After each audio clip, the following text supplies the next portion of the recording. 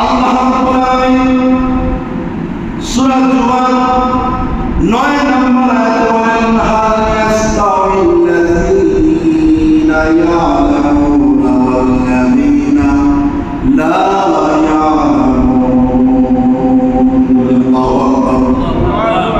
আল্লাহ বলেন যারা জানে আর যারা জানে না তারা কি সমান হতে পারে? আমার নবী আমাদেরকে জানিয়ে দিলেন, হে আমার উম্মতেরা, যারা জানে আর যারা জানে না তারা কখনো সমান হতে পারে না। কথা বলেন, পারে? এই জন্য আল্লাহ সূরা জুমার 9 নম্বর আয়াতের মধ্যে বলে দিয়েছেন যারা জানে আর যারা জানে না তারা কখনো সমান হতে পারে না।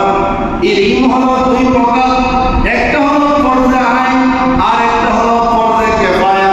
ফরজে আইন হলো এমন একটা ইলম যে ইলমটা প্রত্যেক মুসলমান নারী অর্জন করা তাদের উপর হলো ফরজ। এর জন্য আমার নবী বলেছেন তলাবুল ইলমি ফরিদাতুন আলা কুল্লি মুসলিমিন ওয়া মুসলিমাতুন, যে দ্বীনের ইলম শিক্ষা করা প্রত্যেক মুসলমান নারীর উপর ফরজ। কি ফরজ? এটা এমন ইলম যেটা আপনাকে হালাল হারাম পাক নাপাক সব কিছু জানা এবং শিক্ষা দেয়, এটাকে বলা হয় ফরজে আইন। আর একটা ইলম হলো ফরজে কিফায়া। ওই ইলমটা হলো গ্রাম থেকে যদি 2-3 মানুষ মাসলা মাসাইলের উপর আলিম হয়ে যায়, আলেম হয়ে যায়, তাহলে গোটা সমাজ গুনাহ থেকে বেঁচে গেল। কি থেকে? গুনাহ থেকে বেঁচে গেল। আর একটা গ্রামের মধ্যে একটা সমাজের মধ্যে যদি একজন আলেম না থাকে তাহলে গোটা সমাজ গুনাহগার হয়ে গেল। এর উদাহরণ থেকে এইভাবে বলা হয়েছে যে একজন মানুষ, একজন মুসলমান যদি মারা যায় তাহলে ওই মুসলমানের জানাজার নামাজের মধ্যে যদি গ্রাম থেকে 1জন কিংবা 2জন কিংবা 3জন যদি অংশগ্রহণ করে তাহলে বাকি মানুষগুলো ওই জানাজার নামাজে যদি অংশগ্রহণ না করে তাহলে ওই 2-3জন অংশগ্রহণ করার কারণে আল্লাহ রাব্বুল আলামিন বাকি সকল মানুষদেরকে গুনাহ থেকে বাঁচিয়ে দিবেন। 2-3জন মানুষ যদি একজন মৃত ব্যক্তিকে তার জানাজা দাফন কাফনের ব্যবস্থা করে গ্রামের সকল মানুষ সেই গুনাহ থেকে বেঁচে যাবে। আরেকটা বিষয় হচ্ছে রমজান মাসে 10 দিন যে রোজাদার ভাই বাবা ইতিকাফ করেন জামে মসজিদগুলা যেগুলা রয়েছে, এই মসজিদগুলোর মধ্যে যদি একজন যদি ইতিকাফ না আদায় করবে তাহলে একজন না আদায় করার কারণে গোটা সমাজ গুনাহগার হয়ে যাবে। আর যদি গোটা সমাজের পক্ষ থেকে একজন যদি ওই ইতিকাফ আদায় করে নেয় তাহলে গোটা সমাজ গুনাহ থেকে বেঁচে যায়। ফরজে কিফায়ার ইলম হলো ওই রকম ইলম। তাহলে যেহেতু ইলম শিক্ষার গুরুত্ব আজকের বিষয়, আমি প্রথমে বললাম যে প্রত্যেকটা মুসলমান দ্বীনের ইলম শিক্ষা হওয়া কি ফরজ। প্রত্যেক মুসলমান হালাল হারাম পাক নাপাক নামাজ কেমনে পড়ব, কেমনে চলতে হবো, কেমনে সমাজ চলতে হবো, কেমনে মানুষের সাথে কথা বলতে হবো, সমস্ত বিষয়ে জ্ঞান অর্জন করা কি ফরজ। এখন আমি আপনাদের সামনে ইলম শিক্ষা ফজিলত নিয়ে কয়েকটা হাদিস বলে আমি আমার আলোচনা শেষ করে দিব। হযরত সামরা রাদিয়াল্লাহু তাআলা থেকে বর্ণিত قال من طلب العلم كان كفارة لما مضى। নবী সাল্লাল্লাহু আলাইহি ওয়াসাল্লাম ইরশাদ করেন, যে ব্যক্তি জ্ঞান অর্জন করে তার জন্য অতীতের গুনাহের কাফারা হয়ে যায়। যে ব্যক্তি দ্বীনের ইলম অর্জন করে ওই ব্যক্তির জন্য ওই ব্যক্তির অতীতের গুনাহের কাফারা হয়ে যায়। সুবহানাল্লাহ। দ্বিতীয় নম্বর হাদিস হযরত আনাস ইবনে মালিক রাদিয়াল্লাহু তাআলা থেকে হাদিসটি বর্ণনা করা রাসূলুল্লাহ সাল্লাল্লাহু আলাইহি ওয়াসাল্লাম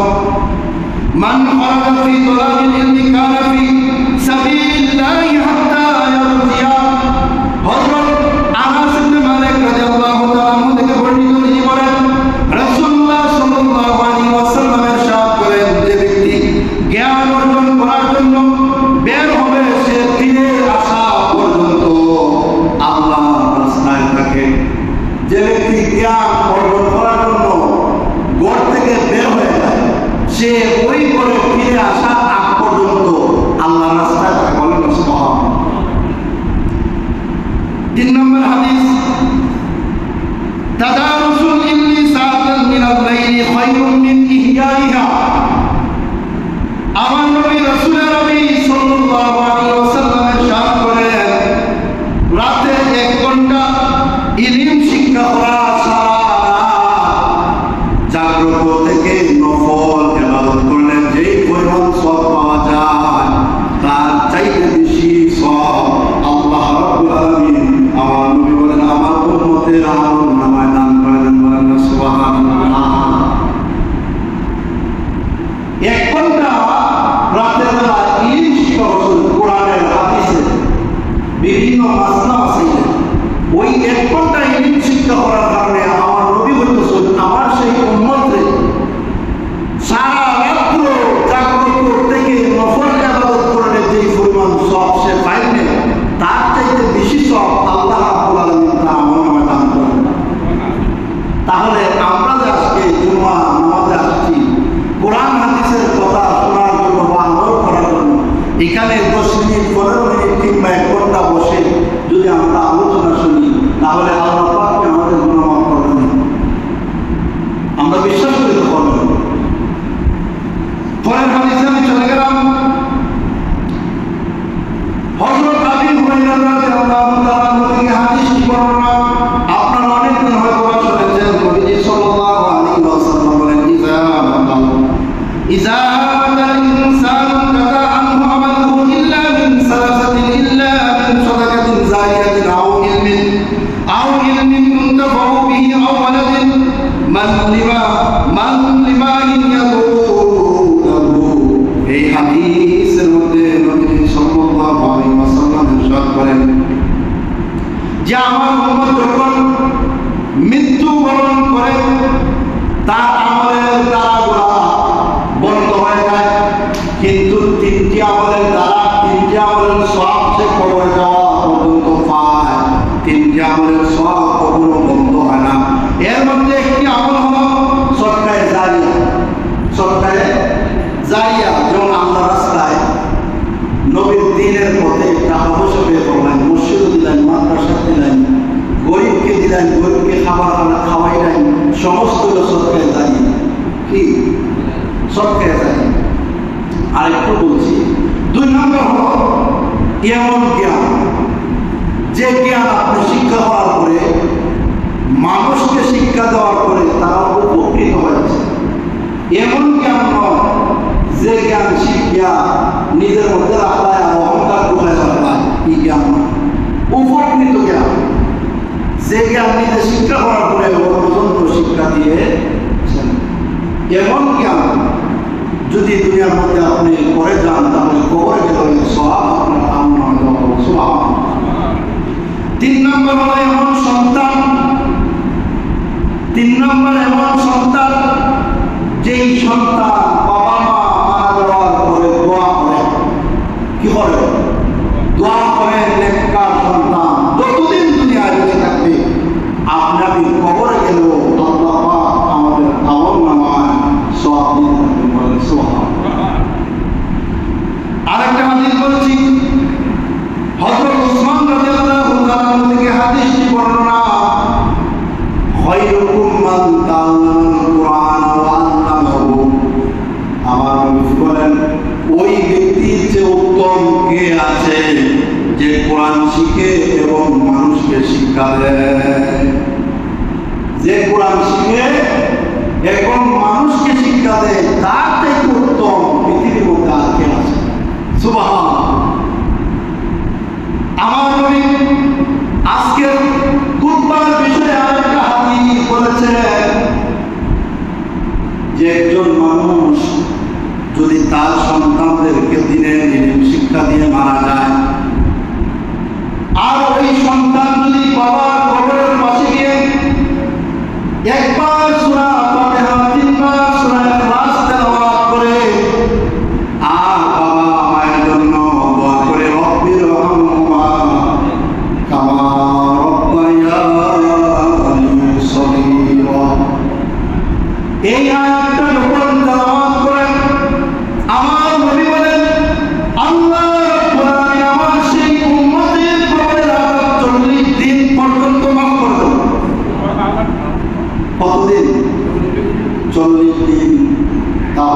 আপনি আমার সন্তানদেরকে কোরআনের ইলম শিক্ষা দেওয়া দরকার আছে না নাই? আপনি আমার সন্তানদেরকে দ্বীনের ইলম শিক্ষা দেওয়া দরকার আছে না নাই? যদি দরকার থাকে তাহলে যাদের সন্তান এখনো কোরআন শরীফ পড়ে না, নামাজ রোজা পড়ে না, তারা কোরআন শরীফ পড়াইবার ব্যবস্থা করা দরকার আছে।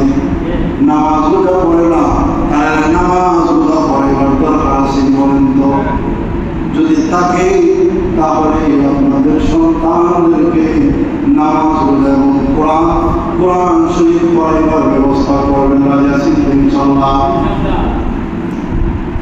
কোরআন শরীফ সহি শুদ্ধভাবে নামাজ যতটুকু সহি শুদ্ধ শিখা দরকার, আপনি আমি ততটুকু সহি শুদ্ধভাবে নামাজ আদায় করতে হবে। আর যদি আপনি আমি ততটুকু সহি শুদ্ধভাবে নামাজ আদায় না করি, তাহলে ওই নামাজটা আল্লাহ রাব্বুল আলামিন একদিন হাসরের মাঠে আমাদের মুখে নিক্ষেপ করবেন। নামাজ সহি শুদ্ধভাবে একনিষ্ঠতার সাথে আল্লাহর সামনে দাঁড়িয়ে নামাজের তার দিনের প্রতি খেয়াল রেখে নামাজ আদায় করতে হবে। আর নামাজ দাঁড়াইলে মনে করতে হবে যে আল্লাহ পাক আমার সামনে দাঁড়ানো। যদিও আপনি আল্লাহকে দেখেন না, আল্লাহ অবশ্যই আপনাকে দেখতেছেন। কি করতেছেন? দেখতেছেন। আমি একটা হাদিস বলেছিলাম যে তিনটা আমলের দ্বারা বন্ধ হয় না, এর মধ্যে একটা হলো কি? সদকায়ে জারিয়া। আপনাকে যে আল্লাহ পাক গোটা আপন মস্তকটা, এই বডিটা যে আল্লাহ পাক দিয়েছেন, আপনি কি কখনো চিন্তা করেছেন একটা লাইট যখন আপনি ব্যবহার করেন, এটা 2 বছর 3 বছর 5 বছর পরে ড্যামেজ হয়ে যায়, নষ্ট হয়ে যায়।